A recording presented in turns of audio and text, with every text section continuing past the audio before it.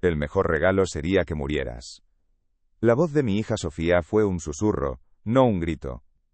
Un veneno destilado en voz baja, pensado para que solo lo oyera su marido, Marcos, mientras yo estaba sentado en el viejo sillón de orejas, que construí para mi esposa Elena hace 50 años.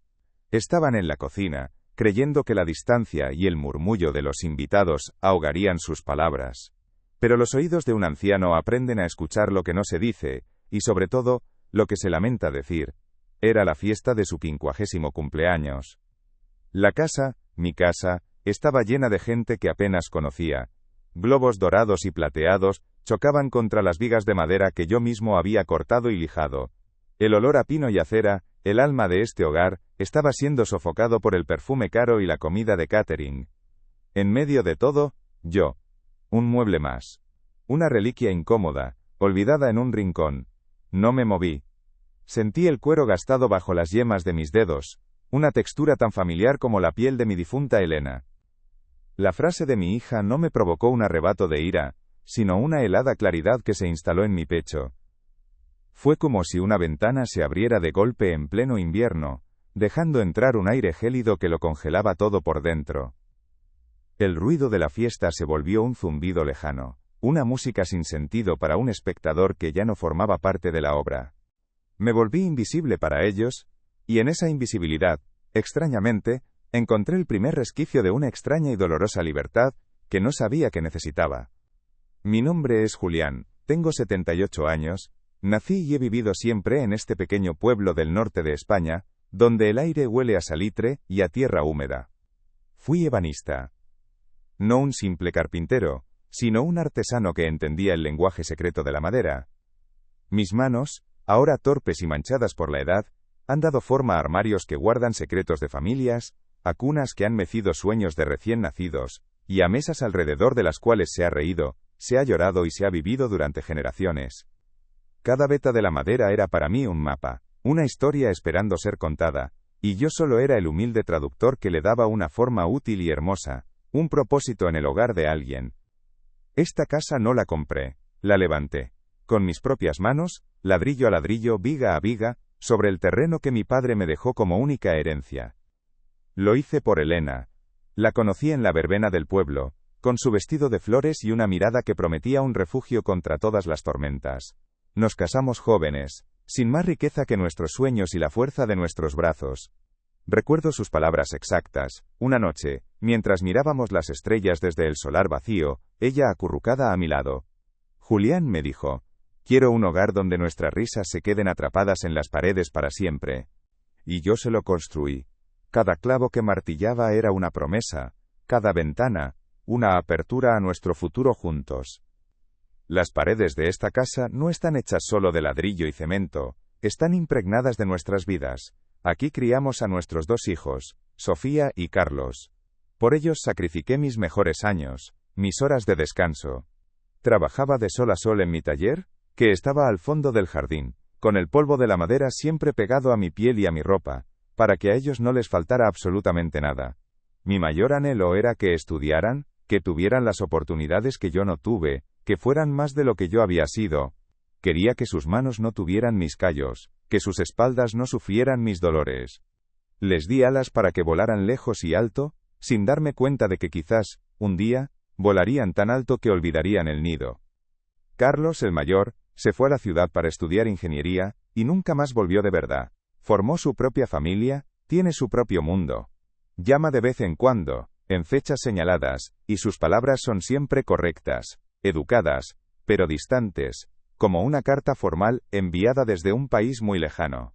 Hay un abismo entre su vida ajetreada y mi silencio. Lo entiendo, o al menos intento hacerlo. Él construyó su propio camino, tal como yo le enseñé. Pero a veces, en la soledad de la tarde me pregunto si en ese camino que construyó, queda algún pequeño sendero de vuelta a casa, un recuerdo que lo traiga aquí no por obligación sino por anhelo. La distancia física se ha convertido con los años en una distancia del alma. Sofía, mi Sofía, la luz de mis ojos, se casó con Marcos, un hombre de negocios con la mirada fría y las manos demasiado suaves. Un hombre que nunca ha entendido el valor de lo que no se puede comprar ni vender. Él habla de activos, de inversiones, de rentabilidad. Mide el mundo en euros y porcentajes. Desde que entró en nuestra familia, vi cómo mi hija empezaba a mirar las cosas, y a las personas, a través de sus ojos.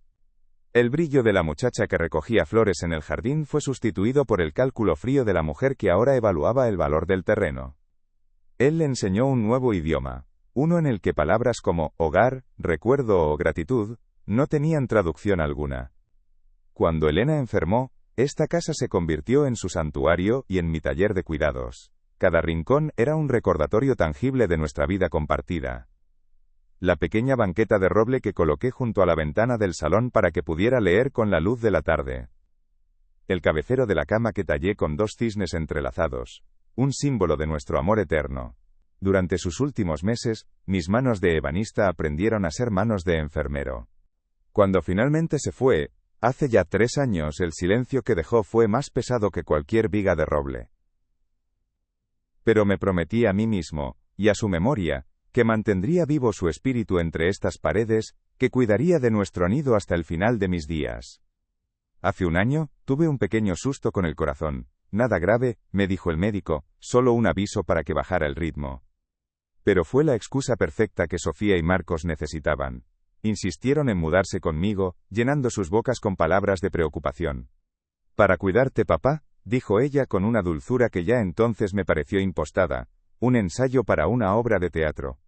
Se instalaron en el piso de arriba, que siempre había sido el cuarto de los niños y mi pequeño estudio. Su llegada no fue un consuelo, sino el principio de una silenciosa invasión que yo, en mi ingenuidad y mi soledad, no supe ver venir. Acepté, creyendo que recuperaría una parte de la familia que había perdido.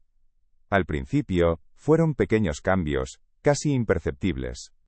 Un mueble moderno y minimalista que no encajaba con la calidez de la madera, una pared pintada de un gris impersonal y frío que mataba la luz.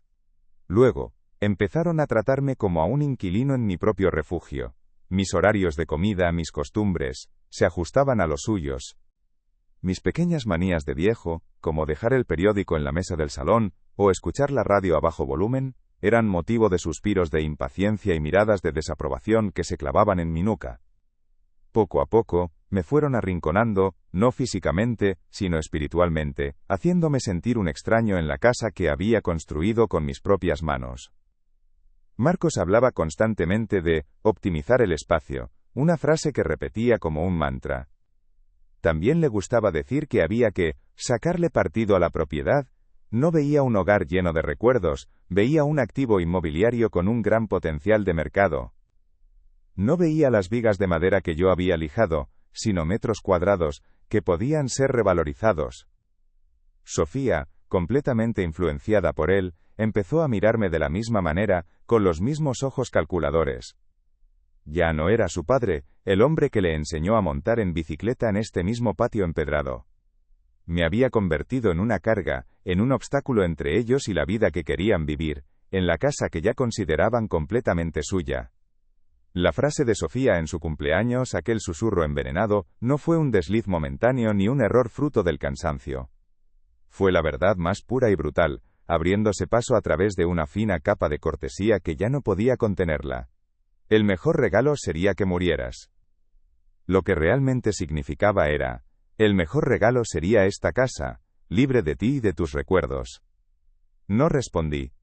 No me levanté. Me quedé quieto en mi sillón, sintiendo el cuero gastado bajo mis dedos, el mismo cuero que había acariciado tantas veces las manos de Elena. El dolor no fue agudo, como un cuchillo, fue sordo y profundo, como una raíz helada expandiéndose lentamente en mi pecho, congelando todo a su paso. En ese instante, me volví completamente invisible para todos los presentes. Y en ese momento de humillación absoluta, supe con una certeza aplastante que la guerra que se avecinaba no se ganaría con gritos, ni con reproches ni con súplicas. Esas batallas ya estaban perdidas de antemano. Se ganaría con el silencio. El silencio de un hombre que ha sido despojado de todo, pero que ha decidido, en su fuero interno, recuperar lo único que verdaderamente le queda, su dignidad. Ellos podían tener las paredes, los muebles, el espacio. Pero mi alma, mi historia y mi honor no estaban en venta. Esa noche, mientras sonreían y brindaban, yo empecé a construir mi plan de huida, mi último proyecto de ebanistería. Este pequeño pueblo ha sido el único testigo de toda mi vida, de mis alegrías más grandes y de mis penas más hondas. Sus calles conocen mis pasos desde que era un niño. Me pregunto desde qué ciudad o pueblo me estáis escuchando vosotros ahora mismo. Contádmelo en los comentarios, me gustará mucho leeros y sentirme un poco menos solo. Y si esta historia que os cuento os toca el corazón, por favor suscribíos al canal, para que más voces como la mía, voces que a menudo se apagan en el silencio, no se pierdan para siempre en el olvido. Vuestro apoyo es un abrazo en la distancia, un recordatorio de que todavía hay alguien que escucha. La fiesta continuó a mi alrededor, pero yo ya no estaba allí. Las risas de los invitados sonaban huecas, lejanas, como un eco de otro mundo al que ya no pertenecía. Observaba a mi hija, a su marido, moverse entre la gente, sonreír, aceptar regalos, y los veía como extraños, como actores en un escenario que había sido mi vida. Mi mente estaba en otro lugar, trazando un mapa de escape, buscando en mis recuerdos la fuerza que necesitaba. Ya no sentía dolor, solo una calma fría y decidida. Estaba planeando mi partida, mi último acto de construcción. No de una casa, sino de mi propia libertad. Cuando el último invitado se fue, y las luces se apagaron, la casa quedó sumida en una quietud tensa. Sofía y Marcos subieron a su habitación sin decirme buenas noches, como si yo ya no existiera. Me quedé solo en el salón, en mi sillón, rodeado de los restos de una celebración que había sido mi sentencia. La luna entraba por la ventana, iluminando las motas de polvo que bailaban en el aire, como pequeños fantasmas de todo lo que se había perdido. No era el silencio pacífico de antes, el que compartía con los recuerdos de Elena. Era un silencio nuevo, un silencio de espera, el preludio de la acción que estaba a punto de tomar. Esa noche no dormí. Me levanté y caminé descalzo por la casa, despidiéndome en silencio de cada rincón. Acaricié el marco de la puerta de la cocina, donde marcábamos la altura de los niños cada año. Me detuve en el umbral del taller, mi santuario profanado, y respiré hondo el aroma a madera y a barniz que aún persistía. No sentía tristeza, sino una determinación serena. Eran las paredes de mi casa, sí, pero mi hogar ya no estaba allí. Mi hogar era mi dignidad, y había llegado el momento de llevármela a un lugar seguro, lejos de la codicia y el desprecio. El sol me encontraría listo, con un plan forjado en la noche más oscura de mi alma. A la mañana siguiente, el silencio en la casa era una cosa sólida, tangible. Se podía cortar con un cuchillo. La alegría forzada de la fiesta se había disuelto, dejando un residuo amargo en el aire, como el olor a vino derramado y a ceniza fría en la chimenea. Sofía se movía por la cocina con la cabeza gacha, evitando mi mirada. Sus gestos eran torpes y ruidosos, como si quisiera llenar el vacío con el choque de los platos. Marcos, por el contrario, irradiaba una normalidad, que era en sí misma una ofensa, una declaración de que la noche anterior no había significado nada. Se sentó a la mesa, desplegó su periódico, y me dio los buenos días con una frialdad que helaba la sangre. Fue él, por supuesto, quien rompió la tensa calma. Dejó el periódico a un lado, me miró por encima de sus gafas de diseño y carraspeó, como un juez a punto de dictar sentencia. «Julián», dijo, omitiendo deliberadamente la palabra papá, que ya sonaba extraña y falsa en sus labios. «Sofía y yo hemos estado hablando. Y hemos tomado algunas decisiones para, ya sabes, optimizar el funcionamiento de la casa». Escuché la palabra optimizar, y sentí un escalofrío. Era el lenguaje de las máquinas, de los negocios, no el de un hogar. Supe en ese instante que lo que venía a continuación, no sería una conversación, sino el golpe de gracia, el último empujón hacia el abismo. «Tu antiguo taller es un espacio magnífico, pero está completamente desaprovechado», continuó, con el tono de un director ejecutivo presentando un plan de reestructuración. «Voy a instalar allí mi despacho. Necesito un lugar tranquilo, con buena luz, para mis videoconferencias, y tu dormitorio actual es el más grande y soleado de la casa. Sofía y yo nos mudaremos ahí este fin de semana. Para ti hemos pensado en el cuarto del fondo, el que usábamos como trastero. Es más pequeño, sí, pero mucho más recogido y acogedor para una persona de tu edad». Cada palabra era un clavo más en mi ataúd, un destierro silencioso a los márgenes de mi propia existencia, en la casa que yo había levantado. No era una sugerencia, era un edicto. Me estaban exiliando al rincón más oscuro y olvidado, a la habitación donde se acumula lo que ya no sirve. El taller era mi santuario. El olor a pino, a cedro y a barniz, era el aire que mis pulmones reconocían como propio. Mis herramientas heredadas de mi padre descansaban allí, cada una con su historia, cada una extensión de mis propias manos. Era el último bastión de mi identidad, el lugar donde Julián el ebanista todavía existía. Y querían convertirlo en el centro de operaciones de un hombre que solo sabía de números. Un hombre que no podría distinguir un roble de un nogal, un hombre que veía el mundo en blanco y negro. Mi reacción los desconcertó. No grité, no protesté, no supliqué. Simplemente, los miré por un instante que se sintió eterno, y asentí lentamente con la cabeza. Terminé mi café, que de repente sabía a tierra, y me levanté de la silla. Pude ver el fugaz destello de alivio en los ojos de Marcos, y la sombra de una vergüenza mal disimulada en los de Sofía. Esperaban una batalla, los lamentos de un viejo terco, la resistencia que les hubiera permitido sentirse justificados en su crueldad. Pero mi silencio los despojó de esa coartada. Mi rendición aparente era en realidad mi primera maniobra, mi primer movimiento en un tablero que solo yo podía ver. Caminé hacia mi habitación, la que pronto dejaría de ser mía, y cerré la puerta con suavidad. El clic del pestillo fue el sonido de una decisión irrevocable. No me senté en la cama a llorar mi desgracia.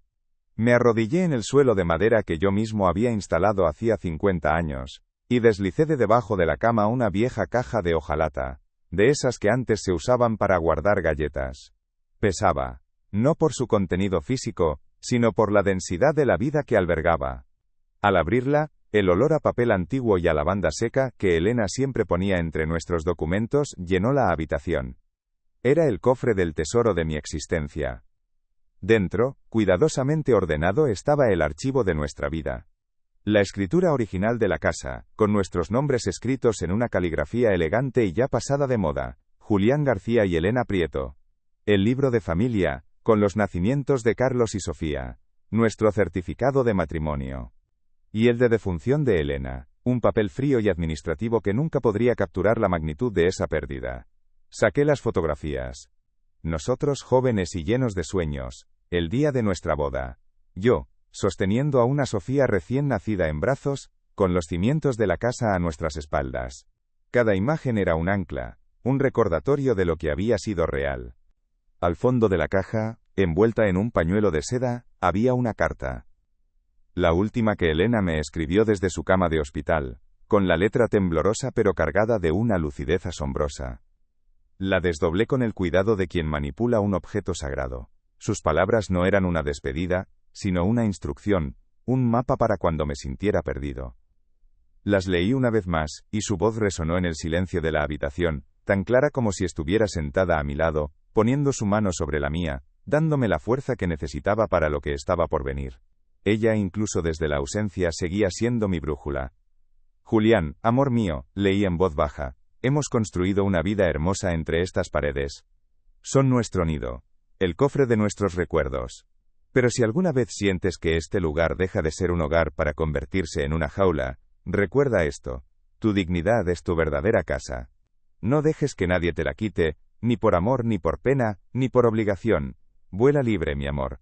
Tu hogar está donde tu corazón esté en paz. Las lágrimas no cayeron. Se quedaron dentro, forjando mi determinación, convirtiendo el dolor en acero. Elena me había dado su permiso. Me había liberado de la promesa de cuidar las paredes, para recordarme que debía cuidar mi alma. Sus palabras eran una luz en la oscuridad. Si alguna vez habéis encontrado fuerza en el recuerdo de un ser querido, entenderéis lo que sentí en ese momento. Y si estas historias que os cuento resuenan en vuestro interior, os invito a suscribiros, para que ninguna memoria, ninguna voz, se pierda jamás en el olvido. Cerré los ojos y guardé la carta junto a mi corazón. Ya no estaba solo. Tenía un plan, y tenía la bendición de la única persona cuya opinión me había importado en la vida. El ebanista se preparaba para su última y más importante obra, la reconstrucción de su propia vida, lejos de allí. Con una calma que me sorprendió a mí mismo, cogí el teléfono y marqué un número que sabía de memoria. El de Ricardo, mi amigo de la infancia, el compañero con el que había compartido juegos secretos, y el dolor de ver envejecer el mundo. Ricardo se había convertido en un notario respetado, ahora ya jubilado, un hombre de leyes pero sobre todo, un hombre de honor. Cuando escuchó mi voz, supo que algo no iba bien. No le conté la historia con adornos ni autocompasión. Le expuse los hechos, fríos y desnudos, culminando con el susurro de mi hija en la fiesta de su cumpleaños. Ricardo me escuchó sin interrumpirme, un largo silencio al otro lado de la línea que no era de indiferencia, sino de profunda concentración y empatía. Cuando terminé de hablar, su voz sonó grave y firme, como el golpe de un mazo sobre la mesa. Julián, me dijo, la ley protege la propiedad, pero no siempre es capaz de proteger el corazón. Sin embargo, en tu caso, creo que podemos hacer que proteja ambas cosas. Escúchame con atención, amigo mío, porque lo que te voy a decir es importante. Y entonces, con la paciencia de un verdadero amigo, comenzó a explicarme mis derechos, mis opciones, mis armas. La casa es tuya en un 50%, explicó. El otro 50% era de Elena. Al morir ella, ese porcentaje se convierte en lo que llamamos la nuda propiedad de tus hijos, pero tú, como viudo, conservas el usufructo vitalicio de toda la vivienda. ¿Sabes lo que eso significa, Julián? Hizo una pausa para que asimilara la información. Significa que tienes derecho a vivir en esa casa hasta el último de tus días. No pueden echarte. No pueden cambiar una cerradura. No pueden, legalmente, ni siquiera mover un solo mueble de su sitio sin tu consentimiento expreso. La casa, en la práctica, es tuya para usarla y disfrutarla. Su explicación fue como una ventana que se abre en una habitación cerrada. Tenía el poder legal de mi lado. Podría haberme atrincherado, haber luchado, haber convertido mi hogar en un campo de batalla legal, citando artículos y leyes. Pero mientras Ricardo hablaba, una certeza aún mayor crecía en mi interior. No quería ganar una guerra, no quería vivir en una trinchera. Quería paz. No quiero luchar, Ricardo, le interrumpí con suavidad. Quiero irme, quiero recuperar mi tranquilidad. Solo necesito que me digas cómo hacerlo bien, cómo hacerlo de una forma que sea definitiva, un punto y final. Ricardo comprendió al instante. Los días que siguieron se convirtieron en un extraño y doloroso teatro del absurdo. Mientras yo, en secreto, hablaba con Ricardo y ponía en marcha los mecanismos de mi liberación, en la casa me movía como un fantasma deliberado. Observaba en silencio cómo desmantelaban mi vida, pieza a pieza, recuerdo a recuerdo. Era un espectador en la demolición de mi propio museo personal. No intervenía. No protestaba. Mi pasividad los envalentonaba, creían que me habían vencido, que el viejo león ya no tenía dientes. No entendían que mi silencio no era debilidad, sino la calma que precede a la tormenta más silenciosa y devastadora. Vi a Sofía entrar en la que había sido su habitación de niña. Cogió el pequeño armario de madera de cerezo que yo le había construido con mis propias manos para guardar la ropa de sus muñecas, una pieza delicada, con pequeños corazones tallados en las puertas. La oí decirle a Marcos, con una voz desprovista de cualquier emoción, este trasto lo podemos pintar de blanco brillante. Quedará perfecto en el baño de invitados para guardar las toallas. Sentí cada brochazo imaginario como si me lo estuvieran dando directamente en la piel, borrando no solo el barniz, sino el recuerdo del amor con el que fue creado. Un día, al entrar en mi taller, encontré a Marcos metiendo mis herramientas en cajas de cartón. Mis gubias, mis formones, los cepillos de mi padre. Herramientas que conocían la forma de mis manos, que habían dado vida a la madera durante décadas. Con un rotulador negro, grueso y brutal, escribió en el lateral de cada caja: trastos del abuelo. Esa palabra, trastos, resonó en mi cabeza como un insulto final. No eran trastos. Eran mi legado, mi lenguaje, la prolongación de mi alma, y para él, no eran más que basura que estorbaba, un obstáculo en su camino hacia la modernidad y la eficiencia. Mi corazón se encogió, pero mi rostro permaneció impasible. Cada humillación, cada pequeño acto de profanación, no hacía más que reafirmar mi decisión. No estaban desmantelando una casa, estaban borrando una vida, mi vida. Y yo no iba a permitirlo. Dejé que continuaran con su labor de zapa, ciegos a lo que se estaba gestando en la sombra. Mientras ellos movían cajas y medían paredes, yo preparaba los documentos, firmaba los poderes notariales, y elegía el momento exacto para mi movimiento final. Estaba a punto de enseñarles el verdadero valor de las cosas, y que la dignidad de un hombre no se puede etiquetar ni guardar en una caja. El detonante definitivo, el momento en que todas las piezas encajarían, no fue un grito, ni una discusión, ni un portazo. Fue el sonido suave y discreto del timbre de la puerta una mañana de martes. Sofía y Marcos estaban en mitad del pasillo, discutiendo acaloradamente sobre el color con el que pintarían las paredes de mi antiguo dormitorio. El gris perla da más luz, decía ella. El grafito es más elegante, replicaba él. Estaban tan absortos en la decoración de su nuevo reino que apenas oyeron la llamada. Fui yo quien se levantó, caminó con paso lento pero firme y abrió la puerta. En el umbral había un hombre de mediana edad, con un traje bien cortado y un maletín de cuero. Su mirada era profesional, directa. Me examinó de arriba abajo por un segundo antes de hablar. Buenos días, dijo con una voz clara y neutra. Busco al señor Julián García. ¿Es usted? Asentí en silencio. Perfecto, continuó, consultando una tableta. Soy Javier Ríos, de la Inmobiliaria Central. Vengo para realizar la tasación oficial de la propiedad, tal y como acordamos por teléfono. Dijo aquellas palabras en un tono normal, pero en el silencio de la casa resonaron como un disparo. Lo invité a pasar, sabiendo que el telón estaba a punto de levantarse. Sofía y Marcos se habían quedado completamente inmóviles en mitad del pasillo, la discusión sobre los colores olvidada. Sus rostros eran un poema de incredulidad, una máscara de confusión que rápidamente se fue transformando en una mueca de pánico incipiente. Se miraron el uno al otro, buscando una explicación que no tenían. Luego, los dos clavaron sus ojos en mí, como si de repente me vieran por primera vez en meses, como si el mueble viejo del rincón se hubiera levantado y hubiera empezado a hablar un idioma que no comprendían. El poder, en ese instante, comenzó a cambiar de manos. ¿Tasación?, balbuceó Sofía, y su voz fue apenas un susurro tembloroso. Se acercó a mí, como si temiera que fuera a desvanecerme. Papá, ¿qué tasación? ¿Qué significa esto? ¿De qué está hablando este señor? Su desconcierto era genuino. En su mundo, en el plan que habían trazado con tanto cuidado, esta variable no existía. El viejo sumiso, el abuelo arrinconado, no tomaba iniciativas. No llamaba a inmobiliarias. Simplemente, se dejaba llevar, esperaba en silencio el final. Pero yo había decidido reescribir el guión que ellos habían preparado para mí.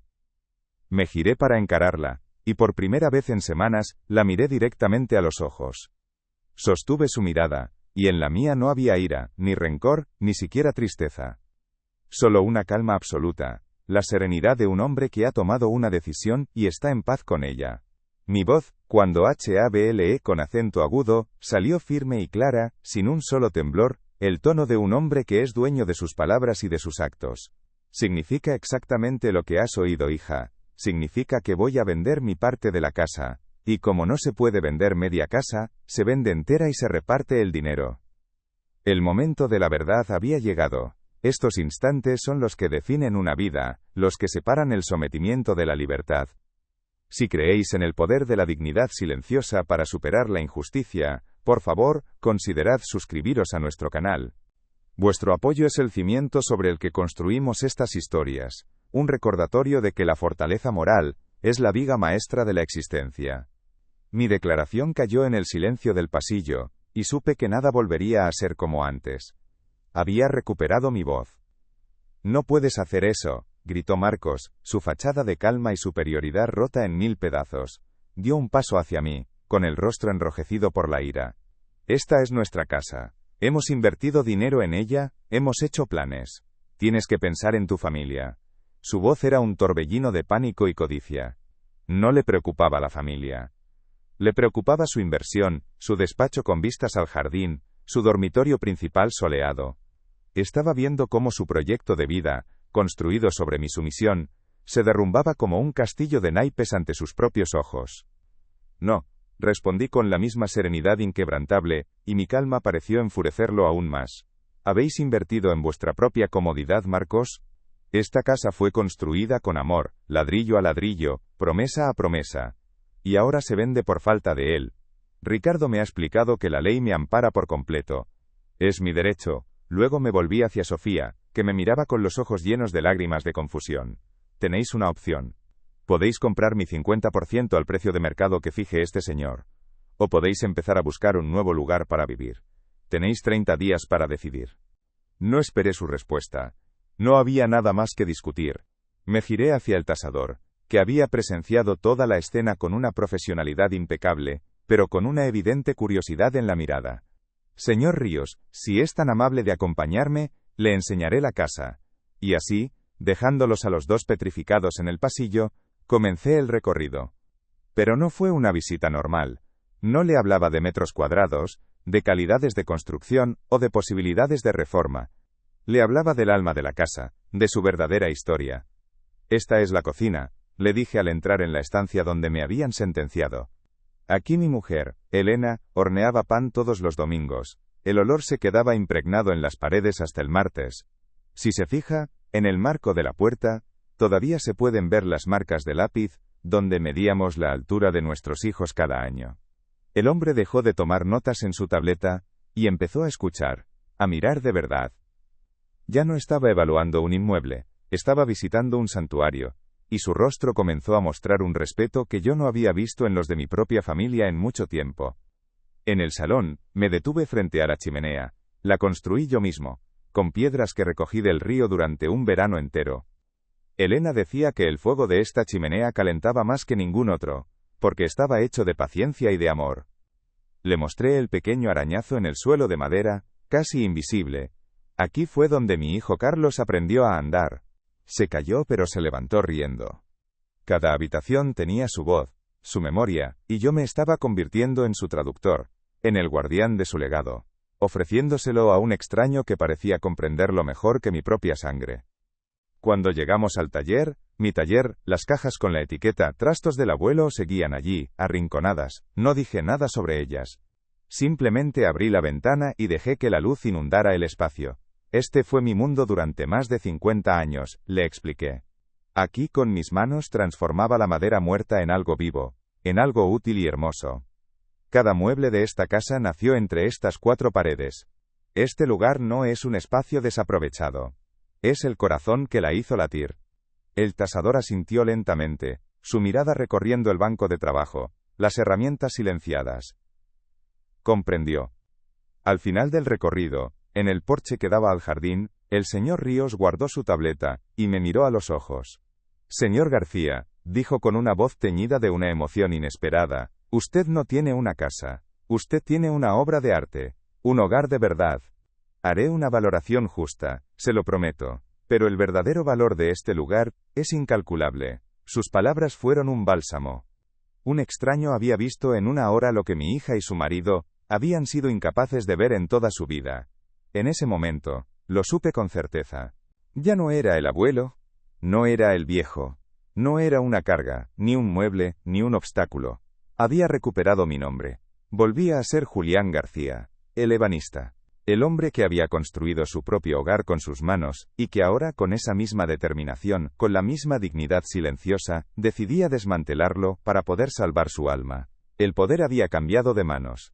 No con un golpe en la mesa, no con un grito de rabia, sino con la firma serena en un contrato de venta.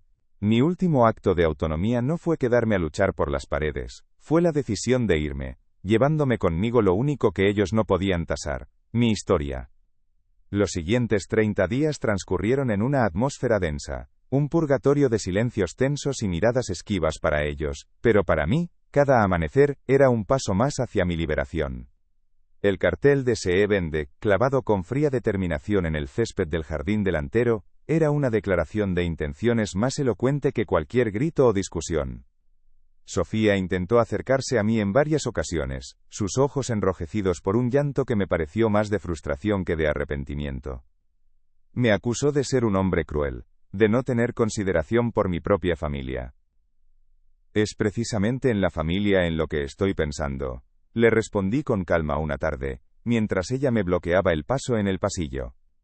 En la que tu madre y yo construimos aquí, una familia basada en el respeto. Y esa familia, hija mía, ya no vive en esta casa. Ellos no hicieron ninguna oferta para comprar mi parte. Marcos, cegado por su propia arrogancia y su incapacidad para concebir que yo pudiera tener una voluntad propia, estaba convencido hasta el último momento de que todo era una bravuconada, una rabieta de viejo que se desvanecería con el tiempo. pero mi decisión era tan sólida como el roble que planté en el jardín el día que nació Carlos. Con la discreta y eficaz ayuda de Ricardo, encontré a los compradores perfectos.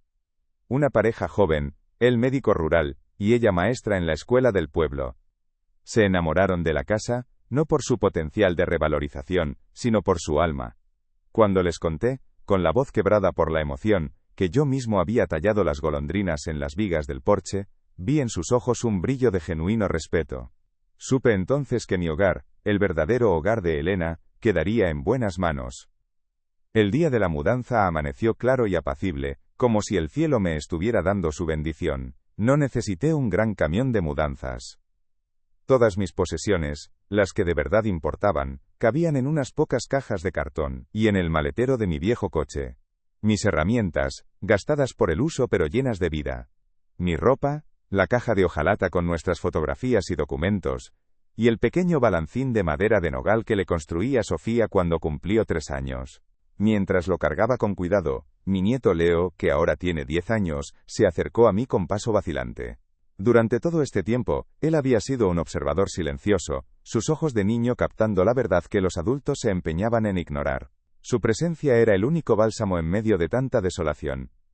«Abuelo», me dijo con la voz rota, aferrándose a la manga de mi camisa, «por favor, no te vayas».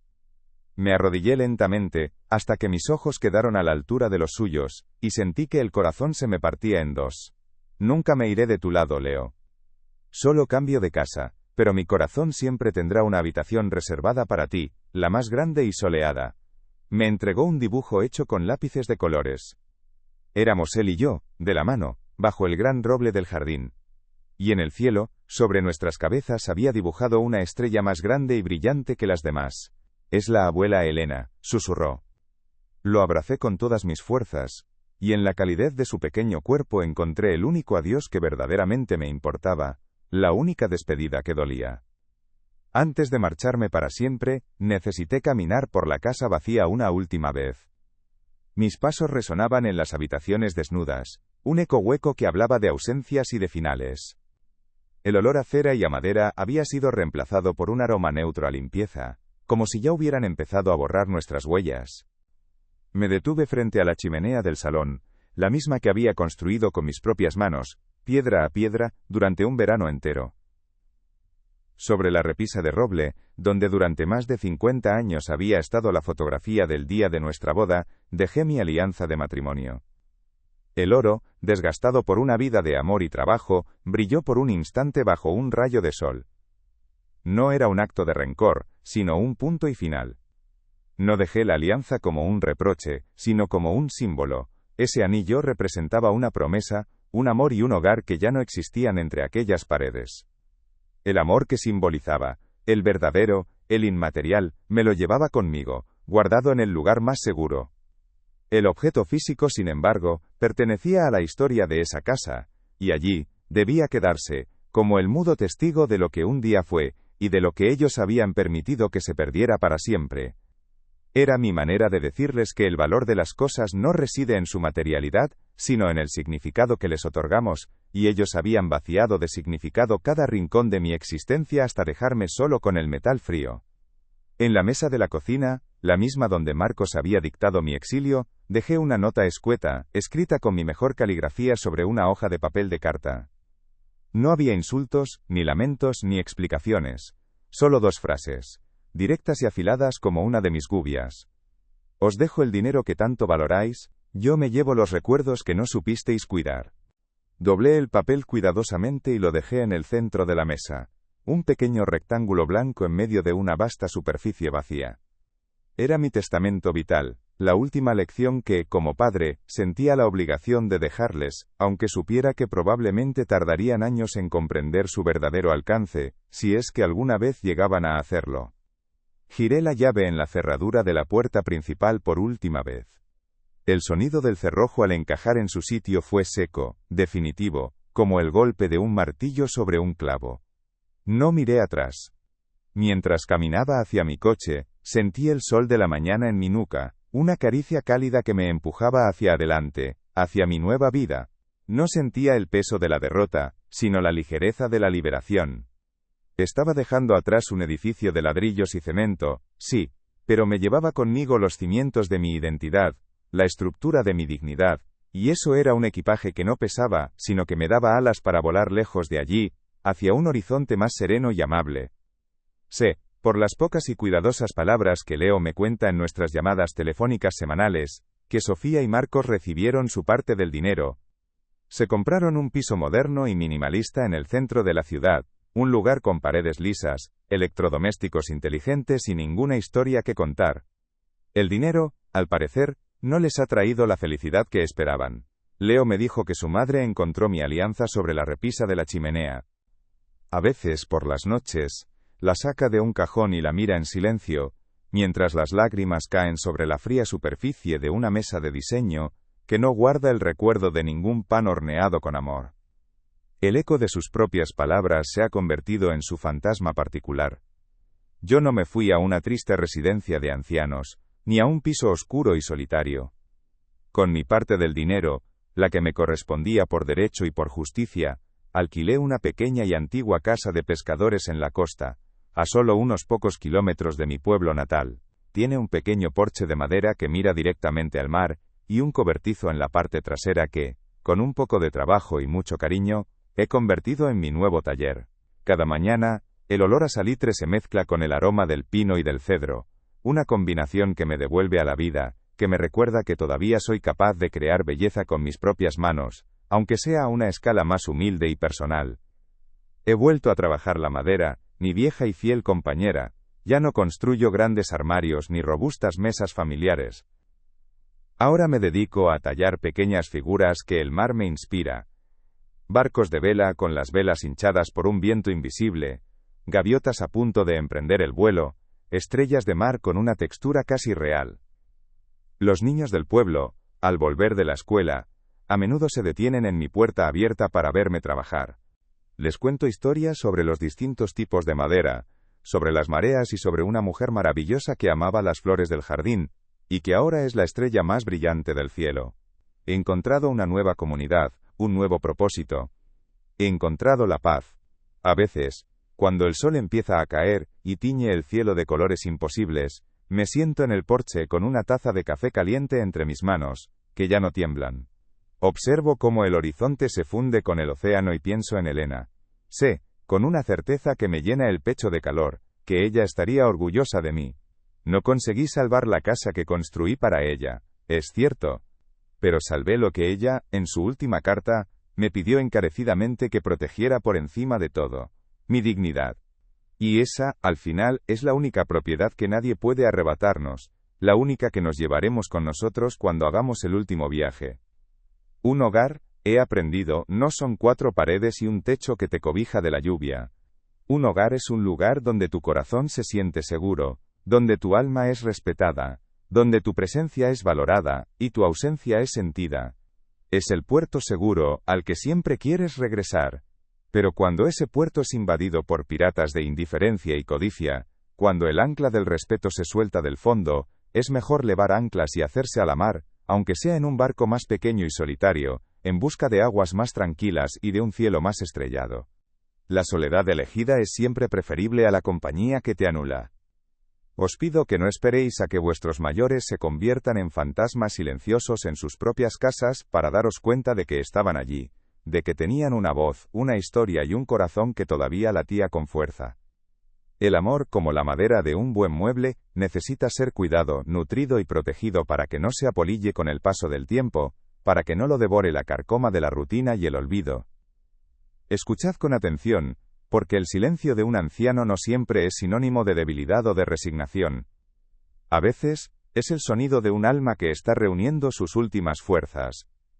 A veces, ese silencio es el preludio de la decisión más importante de su vida. El sonido de un corazón que ha escuchado suficiente, y que ha decidido, con toda la dignidad que le queda, elegir su propio final para la historia. Y a veces, como en mi caso, ese final no es más que el comienzo de un nuevo capítulo. Uno más humilde y pequeño, pero infinitamente más auténtico y sereno. Un final que, en realidad, es un nuevo y merecido comienzo, una última obra maestra tallada no en madera sino en la propia vida, demostrando que nunca es tarde para reclamar el lugar que nos corresponde en el mundo. Gracias por haber escuchado mi historia hasta el final. Vuestra compañía en este relato ha sido un consuelo para mi alma. Me gustaría mucho leer vuestros pensamientos, y, si tenéis alguna idea para futuras historias que merezcan ser contadas, por favor, dejadla en los comentarios. Vuestras palabras son importantes. Y si mi viaje os ha conmovido, os invito una vez más a suscribiros al canal, para que juntos podamos seguir dando voz a aquellos a quienes el mundo, a menudo, prefiere no escuchar. Un abrazo desde mi pequeño rincón junto al mar.